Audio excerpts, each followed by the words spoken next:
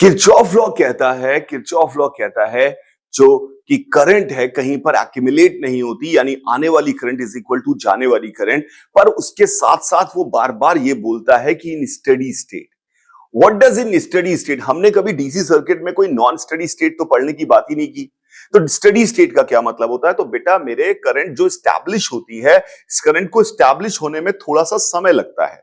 उस समय में जब करंट स्टैब्लिश हो रही होती है तो उस समय के दौरान वहां पर एक्यूमुलेशन हो सकता है। उस दौरान एक बार करंट की वैल्यू यानी करंट की वैल्यू फिक्स हो जाएगी, उसके बाद वहां पर कोई एक्यूमुलेशन नहीं होगा। पर फर्दर एक्यूमुलेशन ना होने का मतलब यह नहीं है कि पहले एक्यूमुलेशन नहीं हुआ है। तो ये बहुत इंपॉर्टेंट बात है कि करंट चार्जेस का एक्यूमुलेशन हो सकता है पहले, अगर करंट स्टैब्लिश हुई है उससे पहले हो चुका होगा। तो इस तरह की बातों को समझना बहुत जरूरी है। इसमें किस तरह के सवाल हमारे सामने आते हैं, वो हमसे ये नहीं पूछेगा कि कितना एक्यूमुलेशन हुआ है, या पूछ भी सकता है इतना, depending upon the kind of question he is putting in front of us. पर वो आपसे कैसे हुआ है ये नहीं बात करेगा, कितना हुआ है, कहां पर क्या इफेक्ट पड़ा है, उसकी बारे में बात करने की कोशिश करेगा। तो इतना याद रखिएगा कि करंट में स्टेडी स्टेट आने से पहले थोड़ा बहुत एक्यूमुलेशन हो चुका होता है। जहां पे कॉर्नर्स होते हैं वहां पे, जहां पे मटेरियल चेंज हो रहा होता है वहां पे, और ऐसी जगहों पर जो चेंज हो रहा होता है उसके बारे में हम थोड़ी सी चर्चा करने वाले हैं कि कितना एक्यूमुलेट हुआ होता है चार्ज और कितनी इलेक्ट्रिक फील्ड वो प्रोड्यूस करता है एक्स्ट्रा। इस तरह के सवाल हमारे सामने आ सकते हैं। तो पहला टाइप का सवाल हमारे सामने जो आएगा, जैसे मान लो हमारे पास एक कंडक्टर दिया हुआ है which is made up of two conductors, वो दो कंडक्टर से मिलकर बना हुआ है। यहां पे मैं क्रॉस सेक्शन यूनिफॉर्मली एक जुड़े हुए हैं, तो ये ऐसे बना हुआ है और इसमें स्टेडी स्टेट में आई करंट फ्लो करने लगी है, लेकिन इस मटेरियल की रेजिस्टिविटी ρ1 दे रखी है और इस मटेरियल की रेजिस्टिविटी ρ2 दे रखी है। तो ऐसी सिचुएशन में जो इनका इंटरफेस होगा वहां पर चार्ज एक्यूमुलेट हो चुका होगा। अब नहीं हो रहा है पर एक्यूमुलेट हो चुका होगा। तो पूछेगा कि कितना चार्ज एक्यूमुलेट हो गया है, इसके बारे में हमें पढ़ के बताइए, इसके बारे में हमें समझाइए कितना चार्ज एक्यूमुलेट हो गया। मैंने कहा चलो करने की कोशिश करते हैं। तो इस केस में जब चार्ज एक्यूमुलेट हो गया होगा तो करंट तो हमारे पास स्टेडी स्टेट आ गई है। हम हमेशा स्टेडी स्टेट में ही बात करते हैं सर्किट की। तो करंट आ चुकी है, तो current through and through same चल रही होगी, आई की वैल्यू सेम होगी।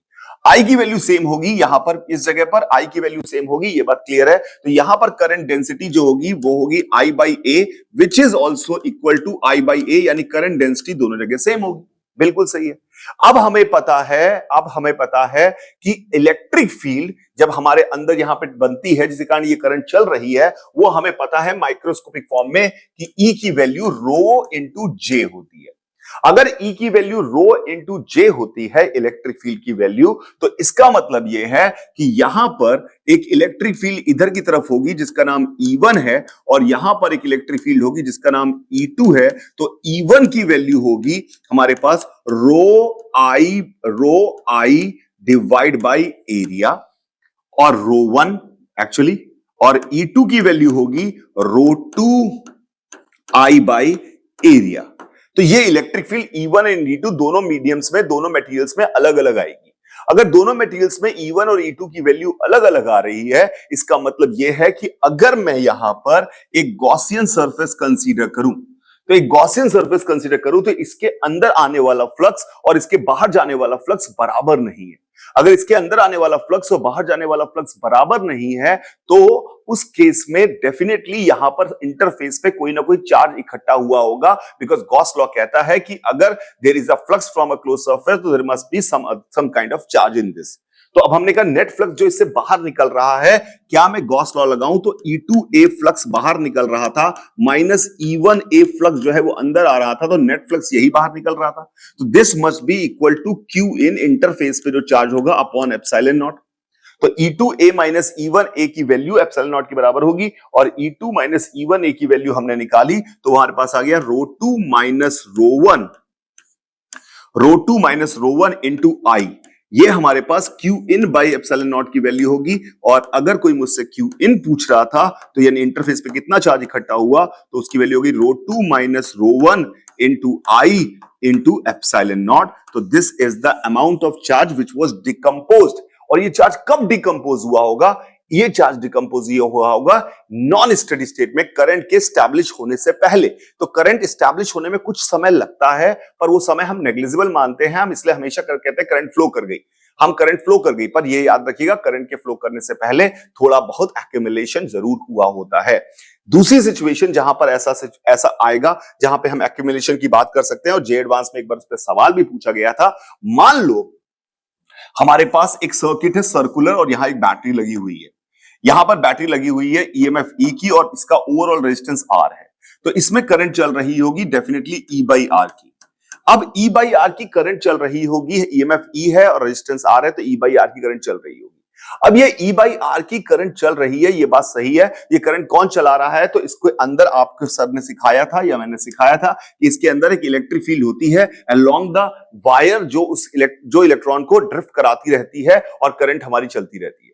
पर यहां पर एक बात और नोटिसेबल है कि ये इलेक्ट्रॉन सिर्फ सीधी रेखा में ना चलकर ये घूम रहे हैं, और अगर घूम रहे हैं तो उनको घूमने के लिए अंदर की तरफ एक फोर्स चाहिए, अंदर की तरफ एक फोर्स चाहिए। यानी कि अगर हम यहां पर एक इलेक्ट्रॉन की बात करें तो ये इलेक्ट्रॉन इधर की तरफ चल रहा होगा एवरेज स्पीड वीडी से, एवरेज स्पीड वीडी से ये इलेक्ट्रॉन इधर की तरफ चल रहा होगा। करंट इधर जा रही है तो इलेक्ट्रॉन वीडी से इधर की तरफ चल रहा होगा। उस पे एक फोर्स हमें चाहिए, फोर्स हमें इधर की तरफ चाहिए ताकि वो रोटेट कर पाए। फोर्स ऑन इलेक्ट्रॉन इधर चाहिए। फोर्स ऑन इलेक्ट्रॉन इधर तभी आ सकता है जब यहां पर कोई ऐसी इलेक्ट्रिक फील्ड हो तो इसमें एक ट्रांसवर्स इलेक्ट्रिक फील्ड डेवलप हुई होगी।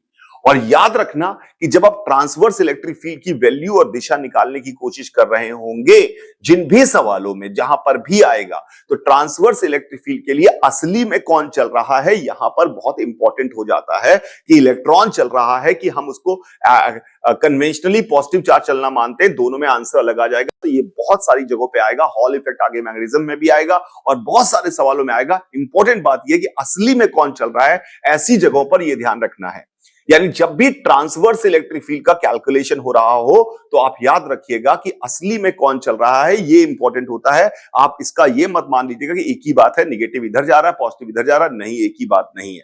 आप सोचिए ना, अगर पॉजिटिव चार्ज इधर जा रहा होता, पॉजिटिव चार्ज इधर जा रहा होता, मैं मानता, तो उस पर भी फोर्स इधर ही चाहिए होता, तो उसके कारण इलेक्ट्रिक फील्ड इधर आ जाती। पर इलेक्ट्रिक फील्ड तो एक ही दिशा में हो सकती है, तो इलेक्ट्रिक फील्ड असली में कौन चल रहा है उस पर डिपेंड करती है। तो ट्रांसवर्स इलेक्ट्रिक फील्ड इधर आ गई। और अगर इसका रेडियस ऑफ कर्वेचर, अगर इसका रेडियस ऑफ कर्वेचर ए है, तो हमारे पास जो इलेक्ट्रिक फील्ड आएगी E into E T, E into E T का जो फोर्स लगेगा इलेक्ट्रॉन पे, वो उसको सर्कल में घुमा रहा है, यानी मास ई वीडी स्क्वायर डिवाइडेड बाई ए। अब जनरली हम इस इलेक्ट्रिक फील्ड की बात क्यों नहीं करते आए आज तक, उसका रीजन आपको समझ में आ रहा होगा।